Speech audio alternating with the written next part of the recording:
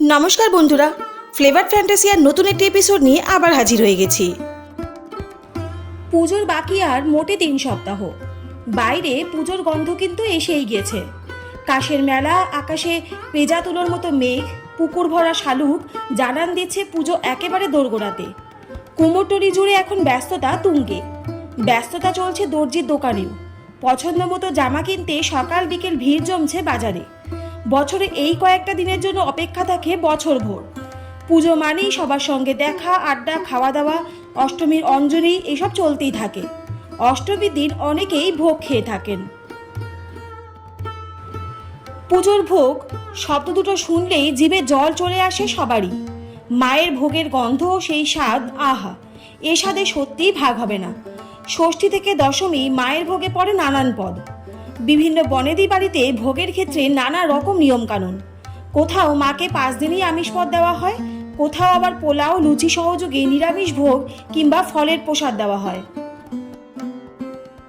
তামাম কলকাতা শহর ও পশ্চিমবঙ্গের বিভিন্ন জেলায় যে যে বনেদি বাড়ির পুজো হয় তা নিয়ে রীতিমতো একটি গবেষণাপত্র লিখে ফেলা যায়। এক এক বাড়িতে আছে এক এক রকম ভোগ নিবেদনের পালা। বৈচিত্র্য আছে নৈবেদ্যতেও। আসুন দেখে নেওয়া যাক কোন বাড়িতে কিরকম ভোগ আর নৈবেদ্য দেওয়া হয় মা দুর্গাকে।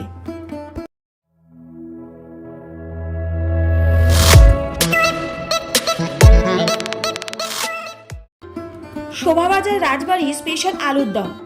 তবে ভোগ আর নৈবেদ্য শুধু নয়, কলকাতার বিভিন্ন বনেদি বাড়িতে পুজোর সময় রান্না হয় কিছু স্পেশাল পদ। যেমন ষষ্ঠীর দিন শোভাবাজার রাজবাড়িতে লুচির সঙ্গে হয় স্পেশাল আলুর দম। এই আলুর দমের রেসিপি বংশ পরম্পরায় সিক্রেট হিসেবে চলে আসছে। বাড়ির গিন্নি এই আলুর দমে দেন স্পেশাল মশলা। পাথুরিয়াঘাটার ঘোষবাড়িতে কোনো অন্নভোগ দেওয়া হয় না মা দুর্গাকে। তার পরিবর্তে দেওয়া হয় নানা রকমের মিষ্টি, যেমন চন্দ্রপুলি, পেস্তার বরফি ইত্যাদি। সঙ্গে তামার থালায় দেওয়া হয় 5 কলাই, আদা কুচি আর সৈন্ধব নুন। শীতল ভোগে মাখান, লুচি আর চন্দনী ক্ষীর। তবে নৈবেদ্যের কথাই যদি বলেন তাহলে একবার অন্তত শিলবাড়ির পুজো দেখে আসবেন। এখানে দেওয়া হয় 28 কেজি নৈবেদ্য। 28টি পাত্রে 1 মণ করে চাল, কলা আর মিষ্টি দিয়ে এই নৈবেদ্য দেওয়া হয়। ঘোষবাড়ির মতো শিলবাড়িতেও কোনো অন্নভোগ হয় না, তার বদলে মাকে লুচি ভোগ দেওয়া হয়। পঞ্চমীর দিন এই বাড়িতে ভিয়েন বসিয়ে তৈরি হয় কচুরি, সিঙ্গারা, নিমকি, লেডিকেনি, মালপোয়া, গজা, নারকেল, নাড়ু ইত্যাদি। সাবর্ণ চৌধুরীদের পেঁয়াজ রসুন ছাড়া স্পেশাল চিংড়ি মালাইকারি হয়। নিরামিষ আলুর দমে যেমন কেল্লা ফতে করেছে শোভাবাজার, ঠিক তেমনই পেঁয়াজ রসুন ছাড়াই চিংড়ি মালাইকারি করে সিক্সার হাঁকায় সাবর্ণ চৌধুরীরা। বিধানসরণী চন্দ্রবাড়িতে ভোগ আর নৈবেদ্য দুটোই রীতিমতো হা করে তাকিয়ে দেখতে হয়। প্রতি বছর নিয়ম করে পুজোর সময় এখানে ভিয়েন বসে। প্রতিদিন মা দুর্গাকে 17টি থালায় চাল, কলা আর মিষ্টি দিয়ে নৈবেদ্য দেওয়া হয়। ভোগের মধ্যে থাকে লুচি, আলু ভাজা, নারকেল নাড়ু, রসবড়া, চন্দ্রপুলি সব। দশমীর দিন নিয়ম মানে মাছ কিনে রান্না করে খাওয়ার। এক একটি বাড়ির এক একটি নিয়ম। হাটখোলা দত্তবাড়িতে যেমন চিনি বেটে তারপর রান্নায় দেওয়া হয়। ঘিয়ে ভাজা লুচি আর বাটা চিনি এই বাড়ির বিশেষ ভোগ। আবার 21 রকমের তাক লাগানো মিষ্টি দেওয়া হয় লাহাবাড়িতে। এদিকে যুগ যুগ ধরে হালদার বাড়ি মেনে আসছে 5 ফো প্রথা।